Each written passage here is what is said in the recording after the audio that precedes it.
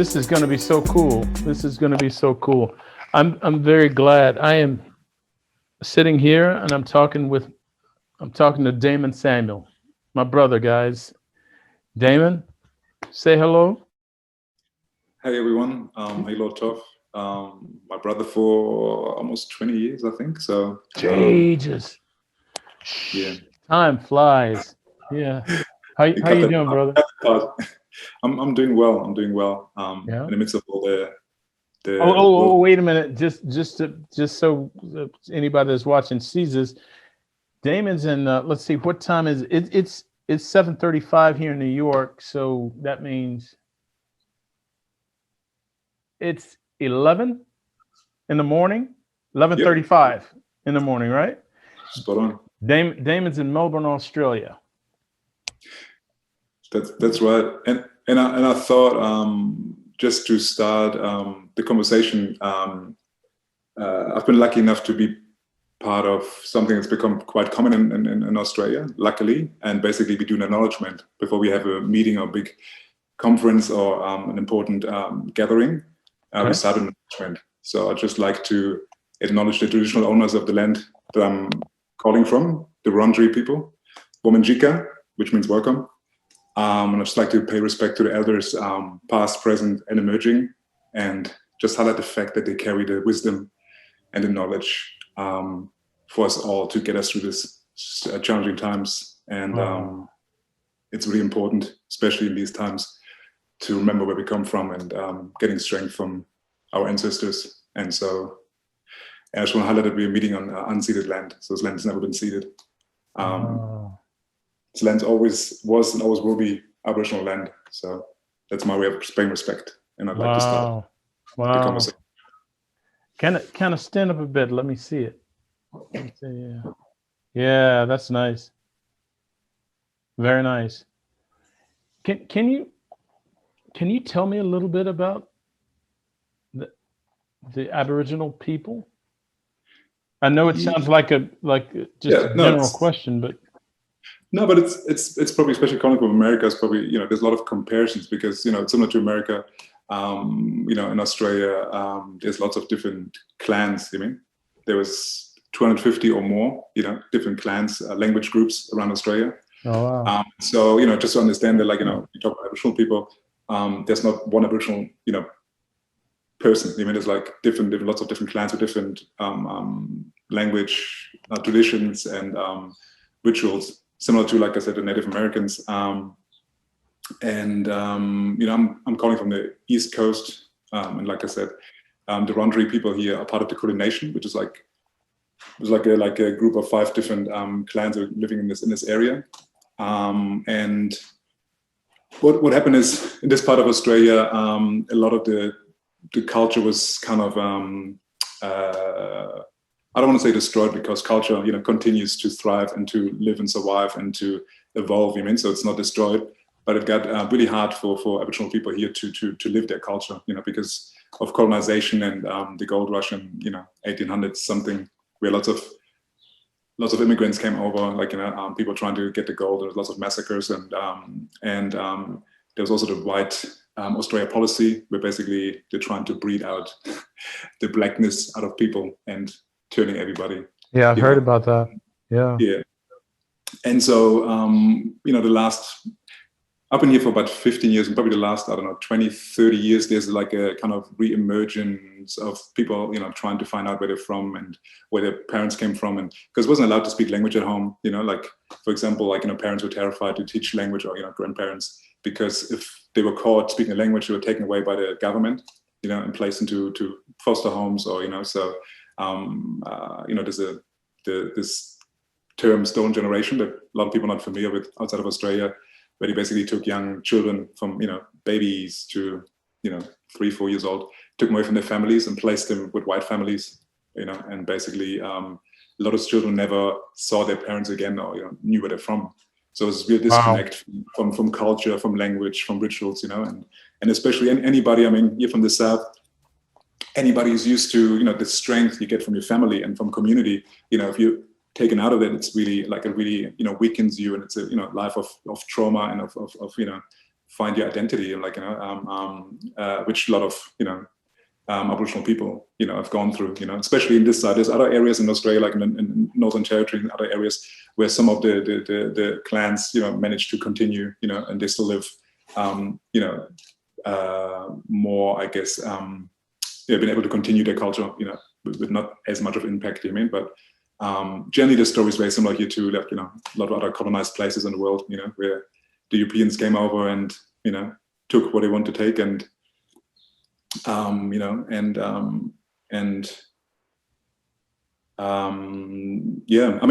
the great thing is for me, I guess, my journey here, being foreign on this land, like the beautiful journey is to recognize and have, I always had a great respect for the indigenous people, even though I didn't know much about it, but I just it always resonated with me, knowing that they're the traditional custodians. They're like, it's their land, and right. Such deep and intricate history. Oh. Now, what's interesting is you've got such an interesting and how can I say it, such a tapestry of history yourself.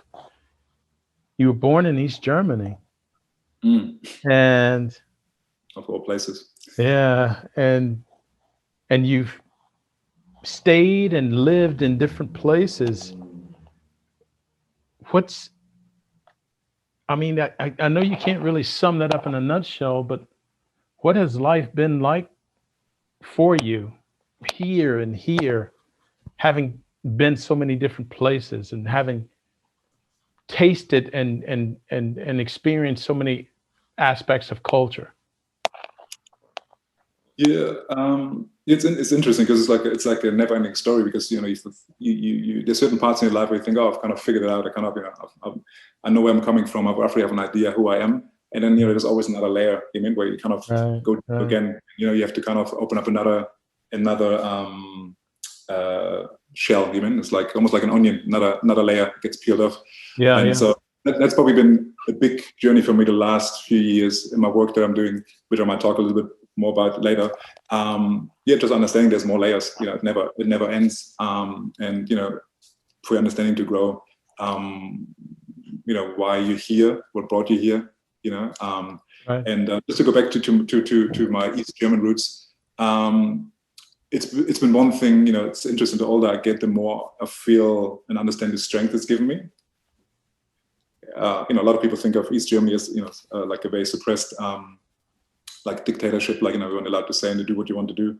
It was true for if you were outspoken, you wanted to do things a certain way, and it didn't fit with the political agenda, then you were ostracized or maybe even put in jail. Right. But I see it I see it for me. It has given me a lot of strength in terms of understanding the differences in systems and beliefs and all this, because I think the biggest challenge for a lot of Westerners at the moment, when you're the dominant culture, especially America, Australia, if you used to be the top dog, it's very, very hard for you to get an understanding what it's like to see the world with a different lens and understanding the subtleties. And I think at the moment what we're seeing is, I think the naivety and the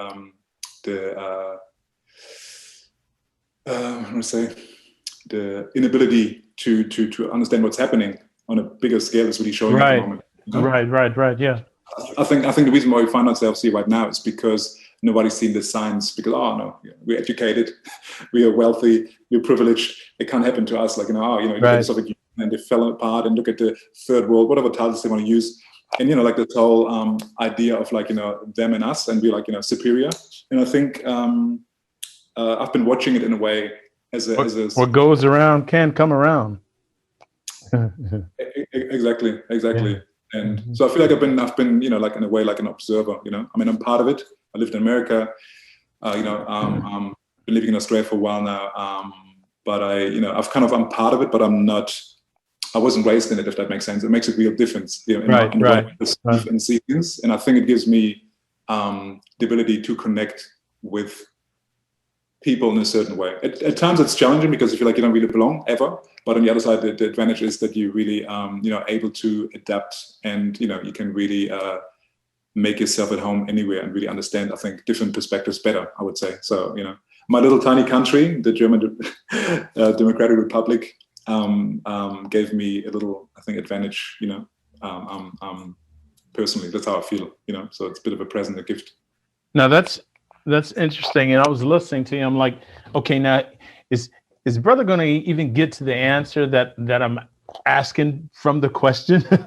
but you know, the interesting thing is, while you were answering it, I was thinking, I think this has been like this for you with your music also, because you've got so many influences, and I have to thank you every time I go to think about your influences. I thank you because you introduced so many new artists to me. That, well, they weren't new, but they were new to me, and it helped expand my range of how I create, and even some of the nuances and some of the types of songs that I would like to compose.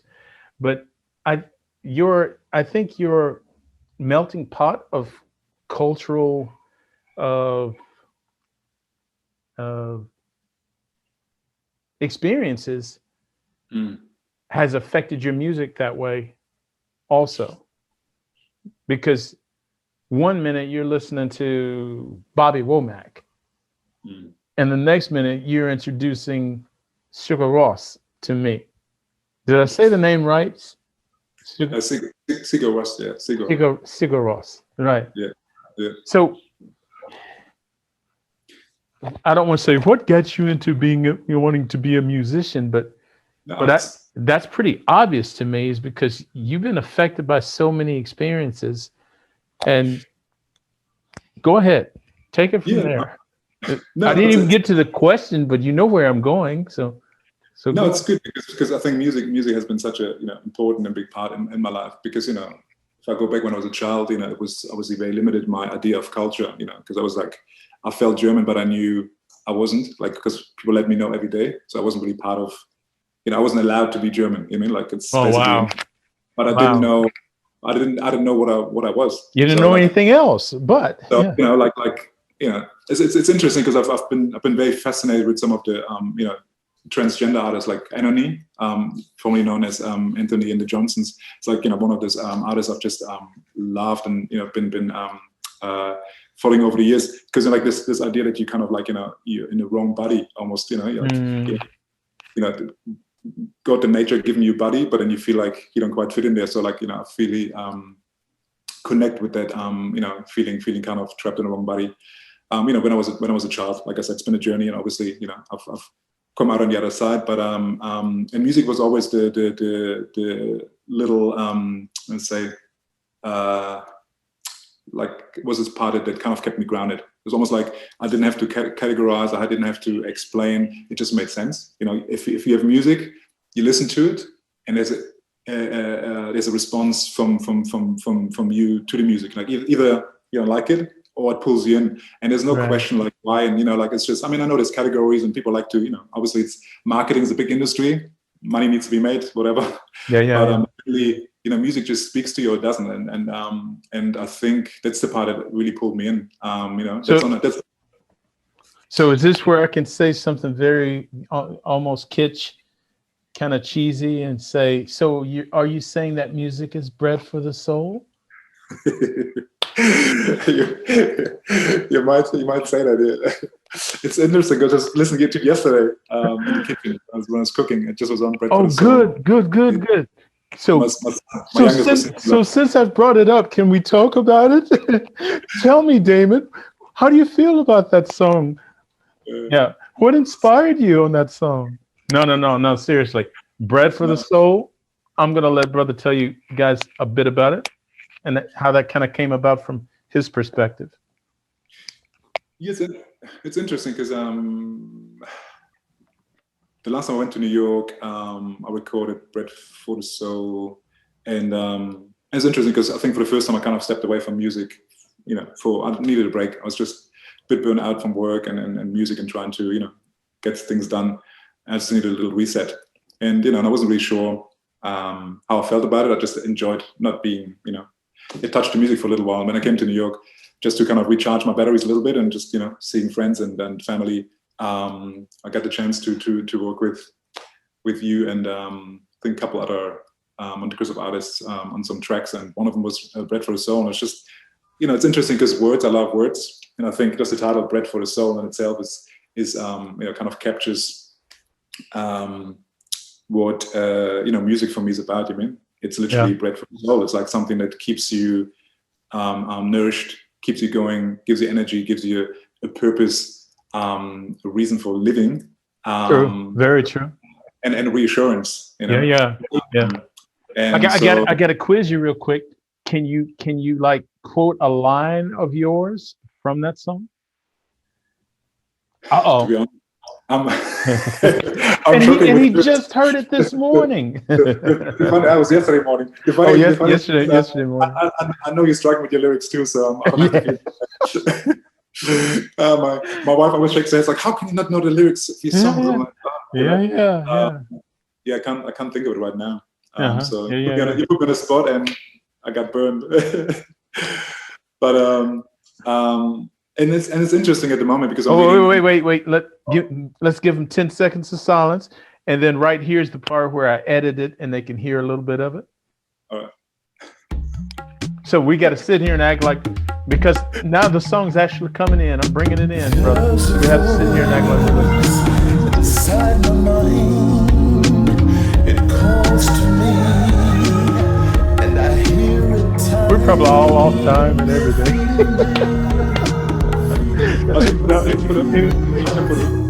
Oh yeah, seriously. But anyway, so go ahead. What were you gonna say, brother?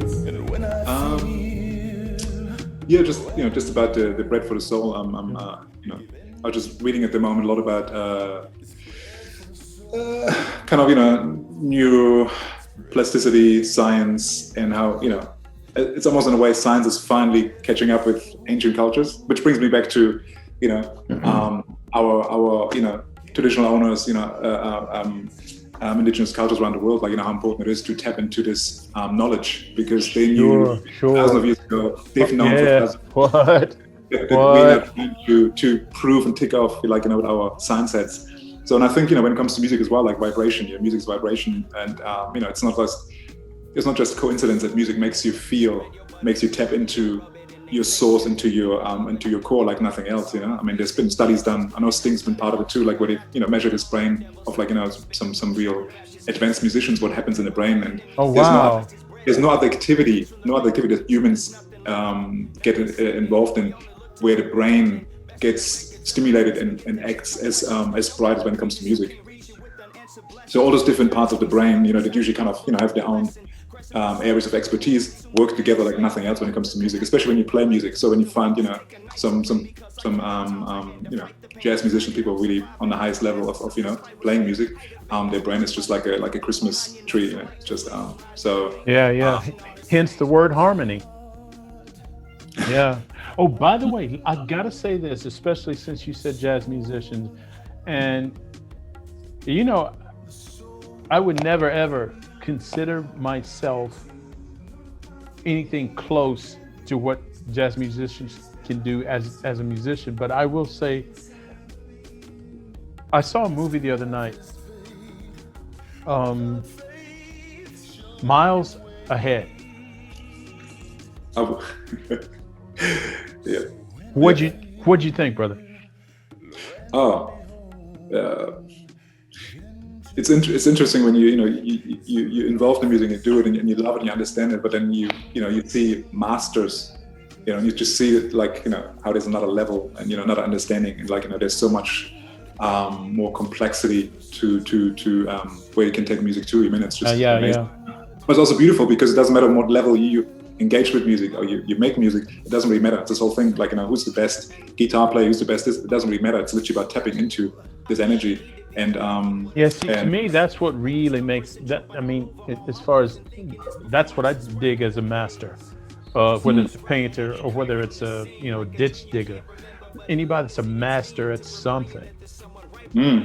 It's not so much their craftsmanship or their academia that they've gone through to achieve this title called master. What gets me is when they're on such a level that they can paint with words, or they can talk to people in code, or brush their nose a certain way, and people want to mimic it. People want to be like every little nuance of them, because they're so engrossed with being who they were, and that's the reason that they think that person was a master. You know what I mean? And where you can see certain people and you're like, dude's trying to be like so and so, or you can say, wow, he or she reminds me of so and so.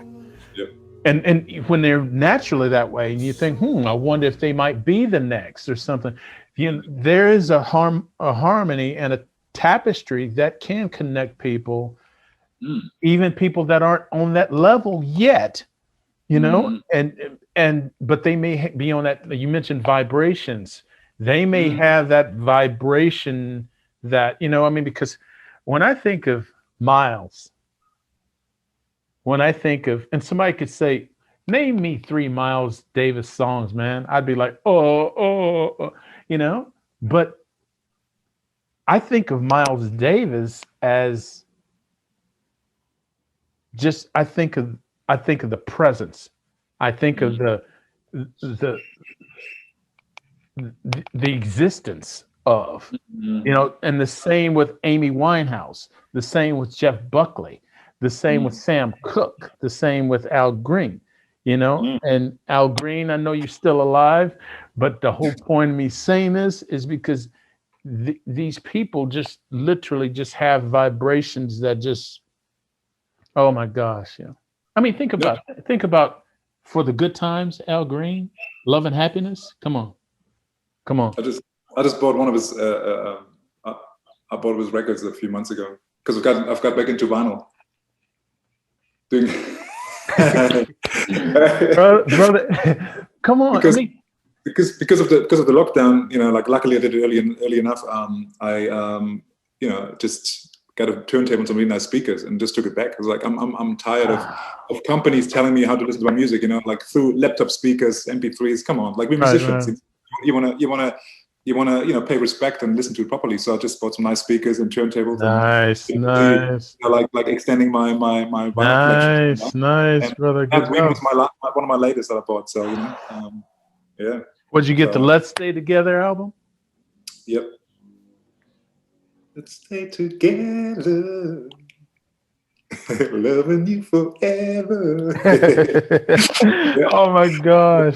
You know what? This is not going at all like I planned. In fact, I didn't plan. I just had to imagine. I'm like, oh my gosh, I'm going to do a talk with my brother, Damen Samuel. And I'm like, I'm not going to write down any questions. I can't. I got to talk to him like we're knee to knee in the hive, and we're both in sock feet, probably 2 pairs of socks because it was cold as hell. And what's next do you have, brother? I'm not going to tell you what's next I got. What's next do you have? What's next? I've got the cookies with the little jellies in the center. Okay. I have little apple pies. Okay, you got the apple pies. Did you get a sandwich or what? No, I wasn't a big sandwich guy. Oh, I used to bring my own sandwiches and used to tell me. That's right. So he's got apple. He's got, let's see, on Damon's side over here. I'm doing this like I'm pointing in his side of the screen. He's got an apple, probably still in the bag, and he's got some bread, and then he's got some little pies.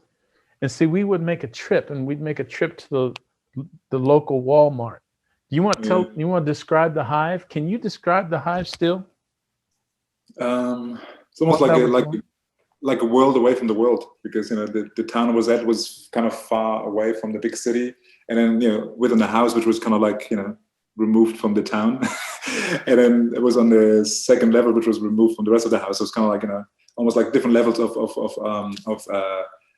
I don't want to say isolation, because it was a very, very cozy, beautiful place. It was more like a room, like, like a creative place you go and cuddle in to find yourself again and continue your journey, your spiritual, creative journey.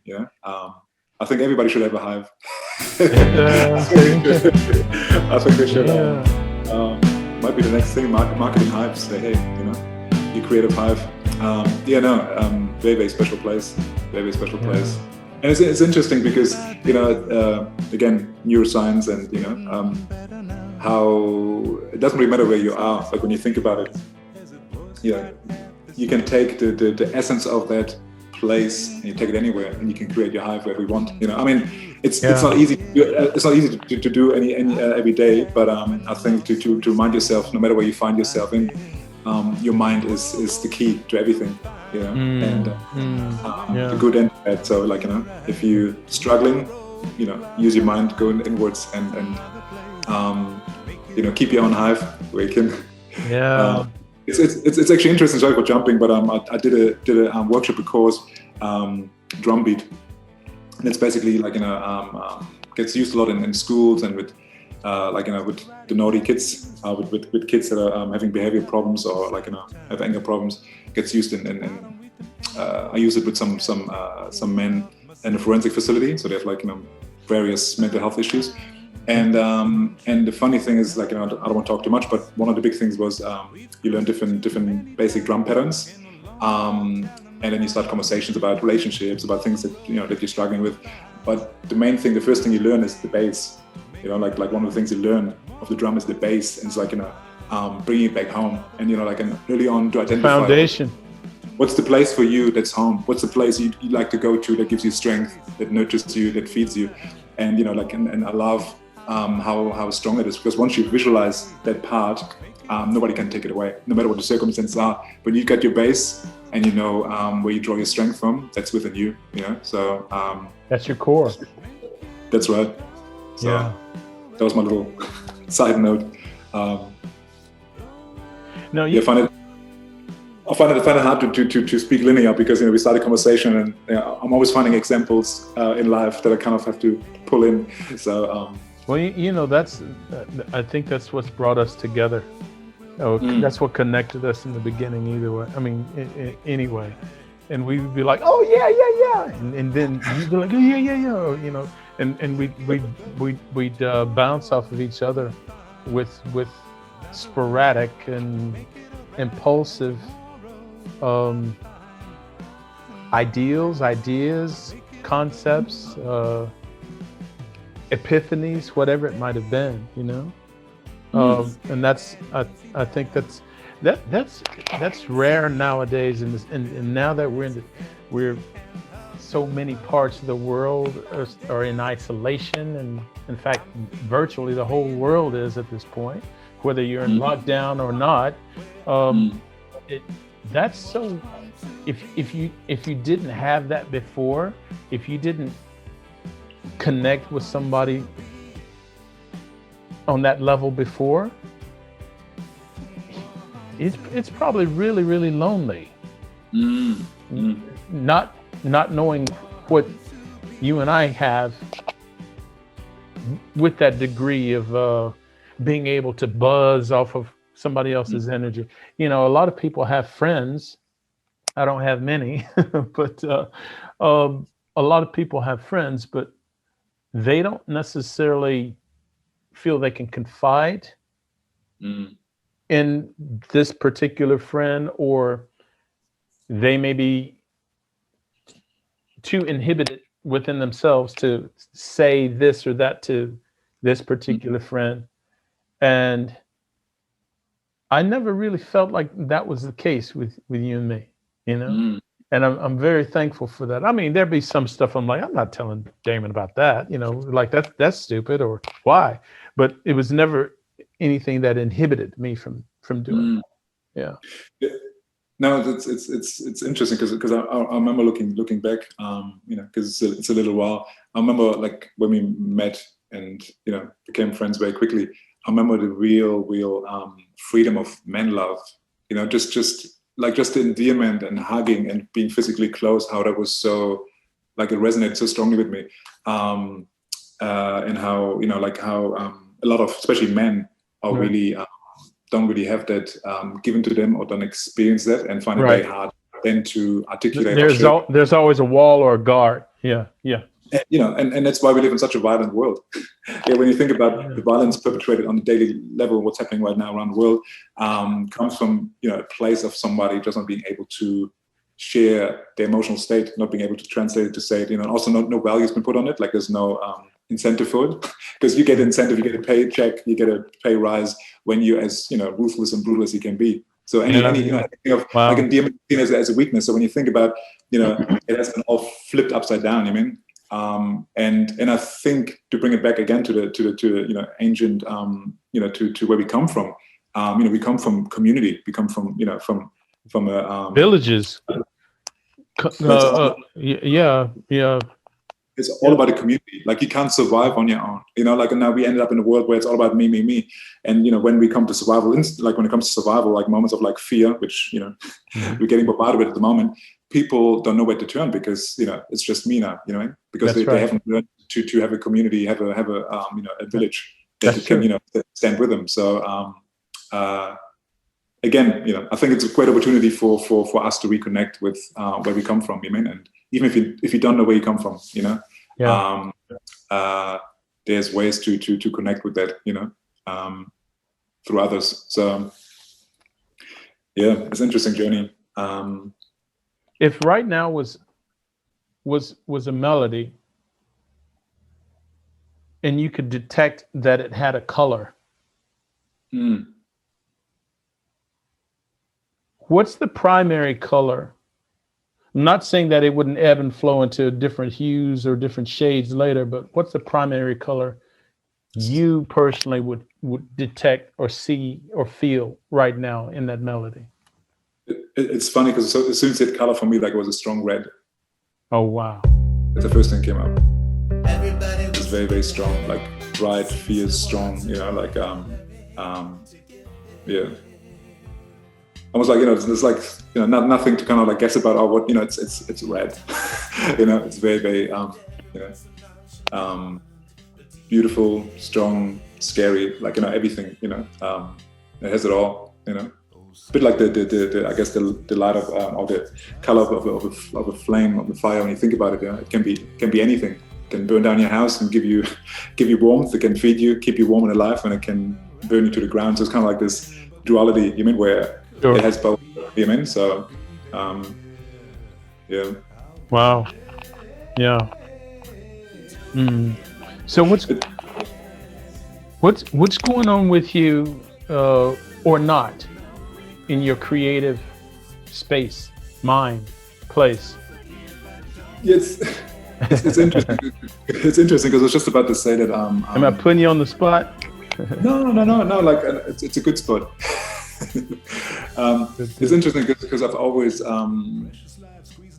since I started writing lyrics, probably when I was, I don't know, maybe 12, 13, like starting using lyrics to just, express and survive, literally just, finding some outlet, and, like learning about the beauty of words, trying to put words together that you use every day, but you're putting them together in an order that makes it sound like, wow. Like, I'm always amazed with how words can make you feel a certain way, even though they're just words. Yeah. You realize they're not just words. That's true. Again, words are, connected to vibration, to a stronger, deeper meaning. There's certain words that are there for a reason, and they carry a significance. And it's, sorry for just jumping off for a second. And a word for me, because English is not my first language, and one word for me that always had a real strong, just presence and such a radiance was grace. The word grace for me is one of those words in the English language. It just, when I hear it, grace, it just I can't explain it and translate it, what it means, but I understand it in here, and always did from the beginning when I heard it for the first time. There's something about it. And then, like, when you hear Amazing Grace, I think it kind of, that's I think it gives it a perfect frame, like it, yeah. So just to go back to myself, I always like to express how I see the world. And I think what's happening right now for me, it's, like It's been happening all along. Like, we're on this journey as humans, for, I don't know, thousands of years. And I think there's a lot of things that just repeat itself. It might look different on the surface, but the journey is itself. Like, it's the same. And I've always tried to express it in my music, my lyrics. The journey seen from me, but also as a human, not just like, me and you. I'm part of the human race, and kind of like, expressing that in music. And then one song is interesting that I started, I think, last year. Might have been last year. It's called Close Your Eyes. And what it is basically, I remember I was sitting here, and it was just so, might have been actually 2 years ago when I wrote it. I was so kind of a bit disillusioned with the world, just looking around, and like, all the problems that we have, and just kind of trying to make sense of it. And I couldn't make sense of it. And I felt like I just want to kind of almost list them all up in a song, and just kind of name them. And what it turned into was basically having a conversation with a child, like, which could be my child, somebody else's child, and comforting the child, say, hey, I know all this is going on, but just close your eyes, my little child. It's almost like a soothing lullaby to hold the child. All this stuff is going on, and like, because lullabies, stories that mothers been telling, humming to their children, has been around. It's probably the oldest form of songwriting, like storytelling. Been lullabies, so you're soothing your child to sleep, and comfort. And so that's the song basically that planning to record sometime soon. Close Your Eyes, and that's one of the songs I've been, I don't want to say work on, because I feel like in a way songs are just, I feel like they almost live alongside me, so they kind of pop up and you put them down, and then or you write them down. And unless you're as fortunate as you are, that you basically live your art, your creative life 24/7. For me, it's kind of like more, sadly part-time at the moment. So whenever I get a chance, I'll try to record, or put things down a bit more. Let's say, capture them more permanently. You know what I mean? At the moment, they're just lyrics and chords, and there's a song, but I haven't recorded yet. So is there a possibility before we sign off here that you can let me hear like a little bit? A little bit. a little bit. I don't know how much time we have. As much time as yeah. But right now, I want to play word association with you real quick. So can we do this and then maybe get a little bit of lullaby? I mean, of Close Your Eyes? Yeah. Okay. All right, here goes. Just the first feeling. Don't try to analyze the word. What it made you feel, or it took you back to the memory, or take you to the future thought, whatever. Here goes. Crayon. Colorful. Cupcake. Sweet.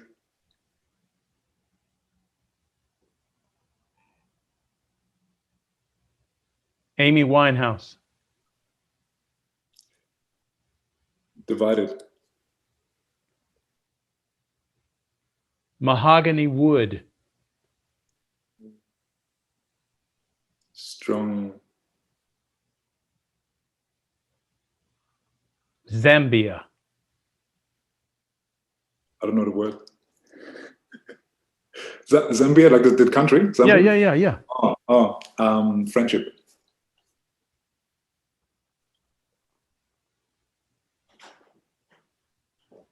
Stream. Flow, rhythm. Coffee. Scent.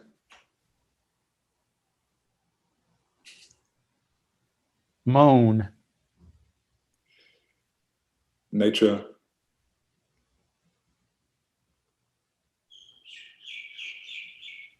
Coldplay.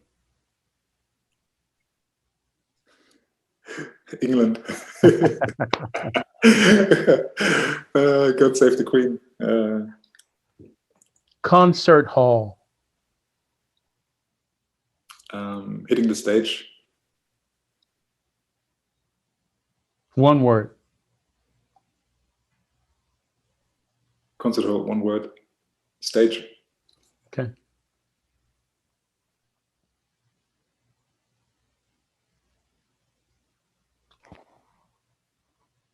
Icon. Fela Kuti. Who? Fela Kuti.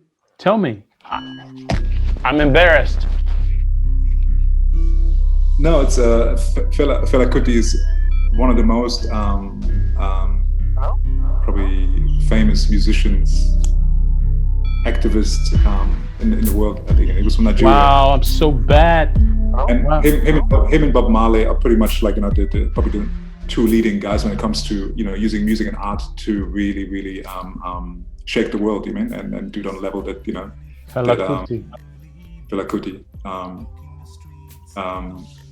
Yeah, he's, like I said, Nigerian artist, and back in the 60s, 70s, he was at his biggest. He actually studied in America for a while. Like he studied music for a little while, and yeah, he taught himself saxophone, keyboard. He was just they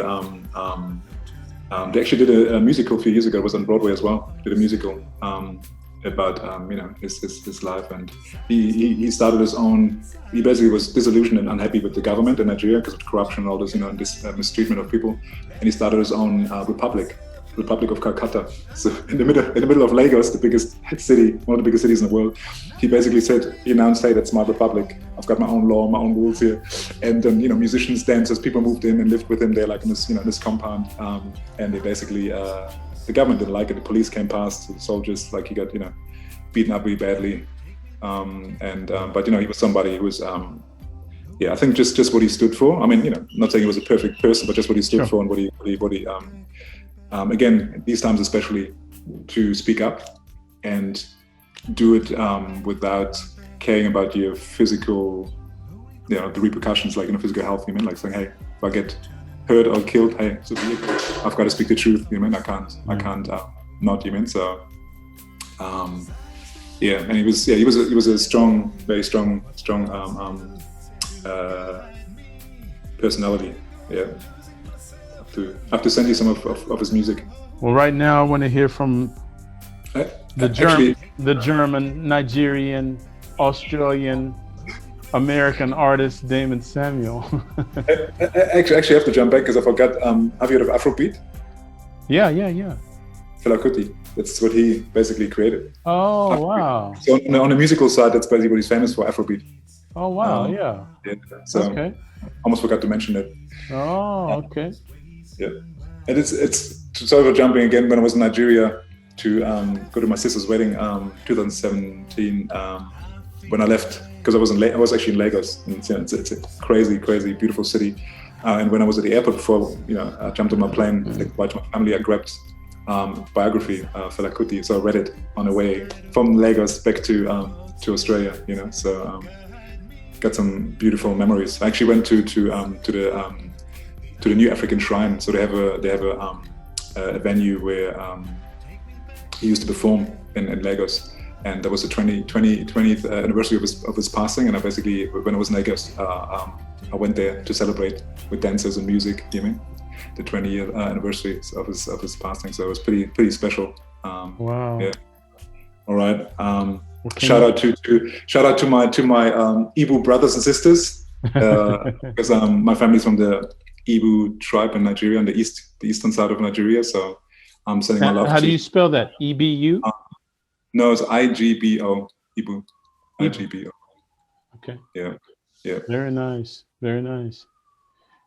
So can you share a little bit of Close Your Eyes? Yeah. Share a bit of the song? Yes, please.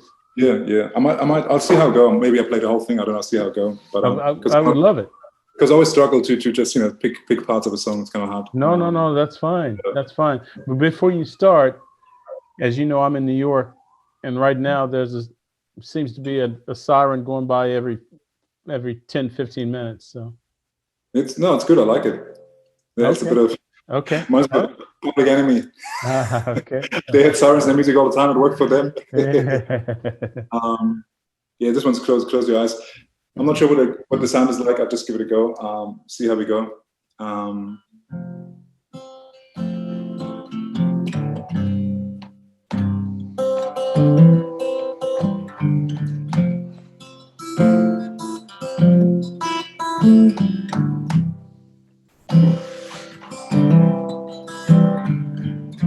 Close your eyes, little child. Close your eyes for a little while.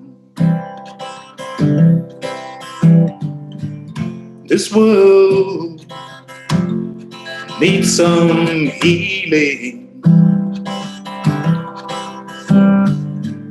Everyone wants to be forgiven.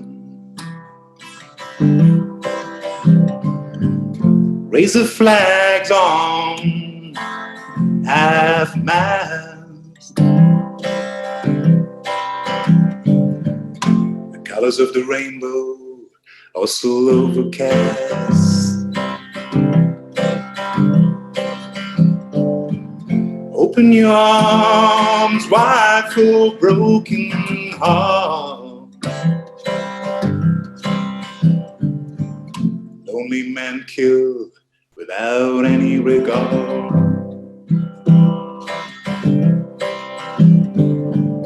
Hope is lining up all along the streets. Marching youth give old men a taste of defeat.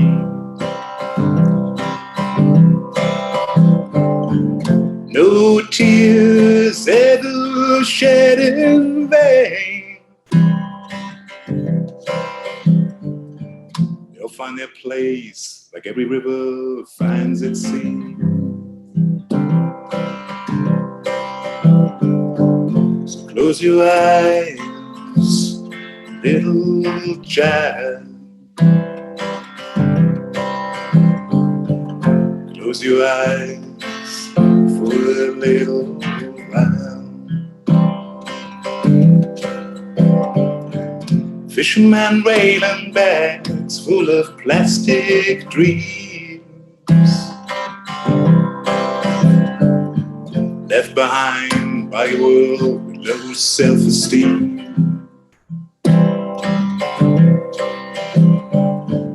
The prison grounds are the new cotton fields. Modern slaves work for pennies in the land of the free.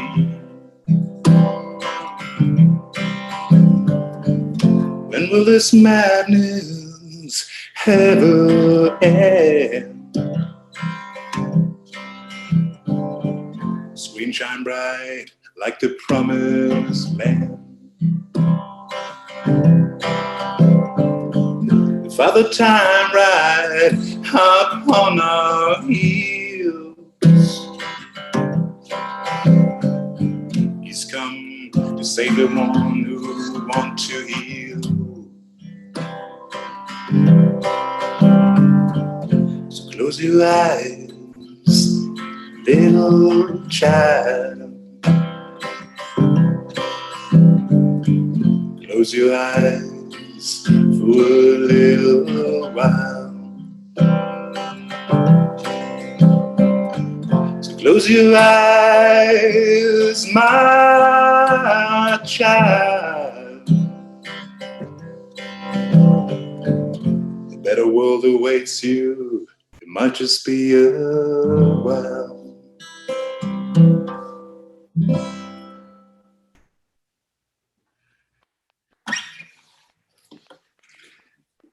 It's a little taste of, yeah. I love that. I love it. That was very good. It's very Thank moving. you. Thank you. I love the lyrics. You got to send those to me so I can have them and be able to reflect on those. Oh, I will. I'll send it to you after. Yeah, I really, really like the lyrics. Thank you. Really like the lyrics. Yeah, Thank you. Very picturesque. Yes, I think it's in a way going back to the roots, because I always love the simplicity of folk music in a way, because it's simple, but it doesn't mean it's weak. I was always amazed how with a few chords, think of Leonard Cohen, Bob Dylan, how it's so little you can express so much. So And I think it's kind of like a homage. I mean, not purposefully, but going back to like, the simplicity of a guitar and having a child and telling, humming a story and a lullaby. So yeah, yeah. Yeah, there were. I was trying to like log phrases from the lyrics in my head as you were going through, and I was like, "Oh, I like this one too. I like this one." And then by the time you finished, I was just like, "I just need the whole song," because No, I love the line about the overcast sky. I love about the youth soldiers. hope is lining along the street. Right. Youths marching. Yeah, youths marching, and then what comes after that? Sorry, it's marching youth give old men a taste of defeat. That's the one. That was the line. And then about your time on Father Time on the Hills. Yeah. Yeah. Bravo. No, it means a lot. Like, coming from somebody who's such a prolific writer and musicians, I really appreciate it. Yeah, it's it's that's interesting because obviously. Thank you, brother. Thank you. Because obviously, like we are friends, but I'm also like a big one of your biggest fans and admirers. So like, I really appreciate. It's, people have to understand just because we know each other doesn't. You just trying to acknowledge me. Thank you. No, because like you need inspiration. You need people that inspire you to keep going and get Wow. fed. And we've always done that for me. So and that's I think that's the beauty. Doesn't matter how well you know each other. I always say to people, it's the hardest thing to play a song to, like, for your wife or like, your child or something, because it's so intimate and it's so, they know you so well. It's kind of like, it's very, very exposing. It's easy to go on a stage and play in front of strangers and sing a song compared to, sing it to someone that knows you that well, because it becomes much more intimate and much more exposing. So right. Yeah.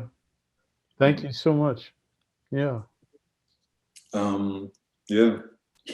And it's interesting because it's funny, when I wrote the song, I was like, oh, it's almost because it's because again it's kind of like a list of things, and obviously the list is growing. So I started writing things about the current situation, because since I started writing it, there's more things happening that are kind of very prevalent and important. So it might end up writing 3, 4, 5 verses, and it just kind of keeps going, like kind of like this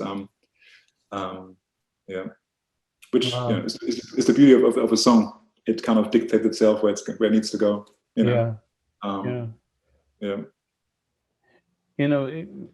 We're in such a turbulent time in the world right now, and one thing that whether or not you were born in that particular period, or whether or not you've just seen the biopics of what it was like in that period, people have to keep in mind, like, for instance, when people like Jim Morrison, Jimi Hendrix, Janis Joplin, hell,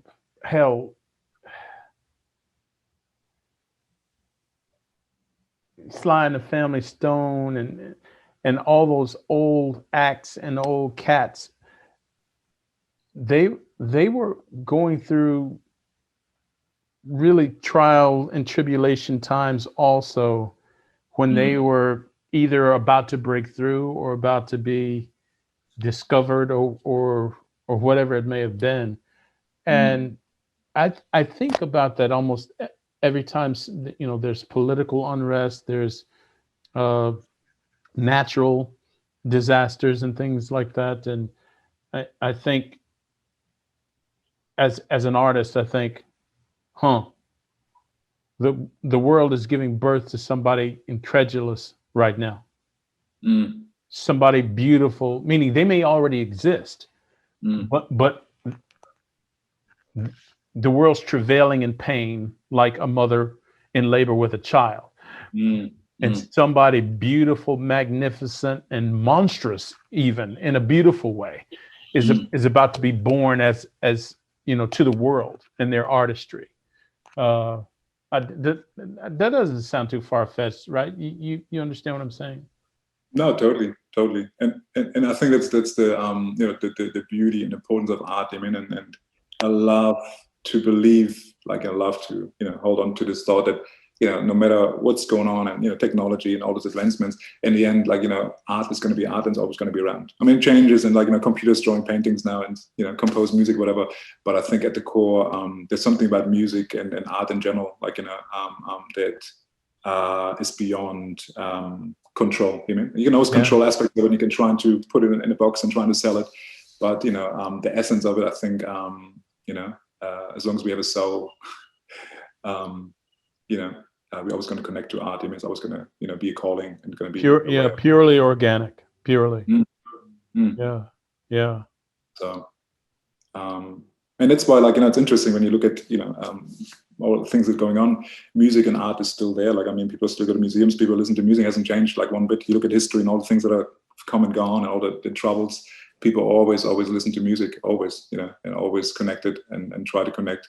And love to see an experiment where you actually talk about health and food and nutrition, all this, but music. I think music is one of the most underrated things. I think people just take for granted, especially these days. It's for free. All the streaming platforms, people don't quite understand the value of it. And I think it would be interesting to see an experiment if you hold somebody with withdrawn with music, like a few weeks, few months with no music at all, nothing. Not even whistle, just to see what it does to the human. Right. Because I would say 99% of people are surrounded by music. Themselves singing, others singing, music playing. Yeah. So I'm gonna place you back in time right now, and I'm gonna give you 3 people to choose from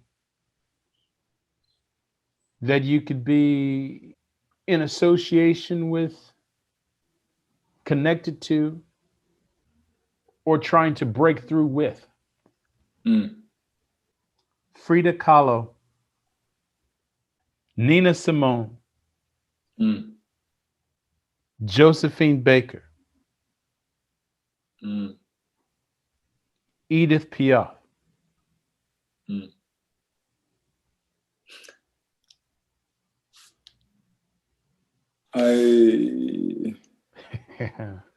It's Did I do okay? No, you did great. It's very interesting because you picked only females, which for me was clear from the beginning. It was like when you said Frida, I was like, yep, I'm going to go for Frida, because my love for I guess the feminine and the power and connectiveness they possess. Okay, I'll throw her back in there. No. Like what I'm saying, I wasn't sure. I thought you bring up some men. So no. Not this good. But now she's in the league because you just shared some. Yeah, you just. No. I meant generally like the feminine. So, yeah, I get it. But now she's in the mix. Frida Kahlo. Makes it harder. So let's take Edith. Let's take Edith out. Edith Piaf. Let's take her out. So we have Nina Simone, Frida, and Josephine Baker. Josephine Baker. Very, very tough one. I know the least about Josephine Baker. I know the least about her. So it's kind of like it's kind of curious to find out more, and on a personal level, it would be interesting. Nina Simone, I don't know, like so much in awe. I might be almost too scared to actually interact with her. Like as much I want to know her, I'm like, on a musical level, I would pick her. Like I would love to, just get a taste a bit of her musicality, like because she was just amazing. And then Frida, again, I don't know as much about her. Probably more about her aura, like what she represents, and I'm fascinated by, and very, very fierce and strong, and it's a tough one. Frida or Nina?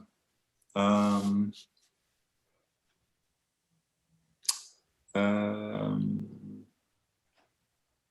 trying to think who would be the biggest challenge, Frida or Nina? Because for me, they're on a very similar level when it comes to like, just being strong and present. That enigmatic. Yeah. I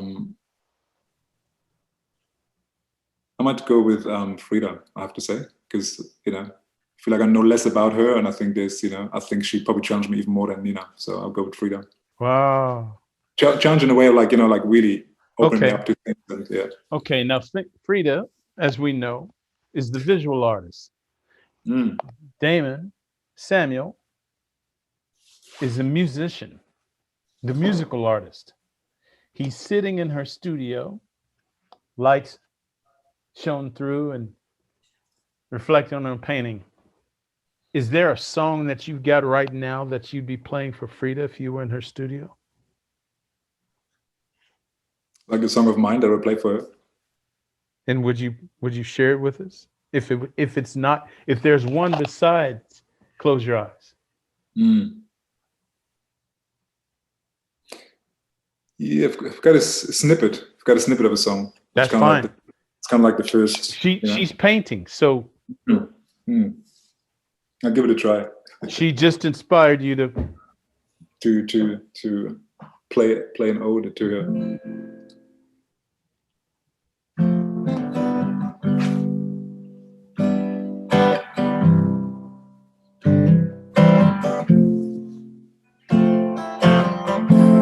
Will the world keep on spinning if we don't change at all?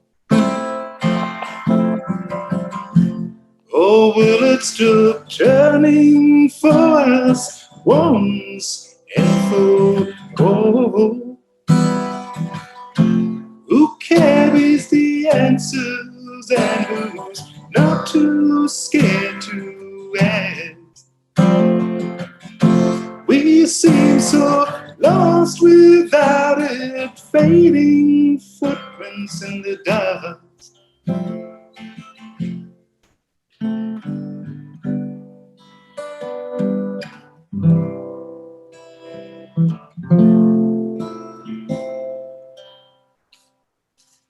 It's a little nice. It's called Footprints, so it's a little. That's beautiful. It's for freedom. Thank you, brother. Wow. I'm so glad. Yeah, so glad that you didn't look at me sideways each time I've asked you to share a little bit here. Yeah. No, it's nice, sharing. I haven't done much of it lately. Like I haven't played any gigs or shows, and just the simplicity of having a song and just sharing with somebody else. It's nice. And especially when you tie to a story, and kind of you gave me some pictures and some scenarios would make it much easier. It's nice. Yeah. Is there anything you would like to share with anyone that may be watching this now or in the future? Sharing. Yeah, probably. I mean, I don't know. Nothing has changed for me, to be honest. Like I think no matter what you as an individual go through, I think it all comes back to love. It sounds so cliche, but I think love is the key. Always has been, always will be. It's love. And, if you see love as, some chemical reaction, or you see it as like, a badly scripted Hollywood movie, love at its core is light. It gives us, it breathes life into us. The reason we get up in the morning, we function, we are, flesh and blood and whatsoever. It all comes back to love. So I think that's probably the part I would like to leave you with. Not so much like telling you, like a preacher. It's more like what I live by. That's what gives me hope and strength, no matter what's going on. Is like to bring it back to love. Yeah. That's a bird that's chirping now, right? The moment I spoke about love. That's exactly what I was thinking. It hurt me. Yeah.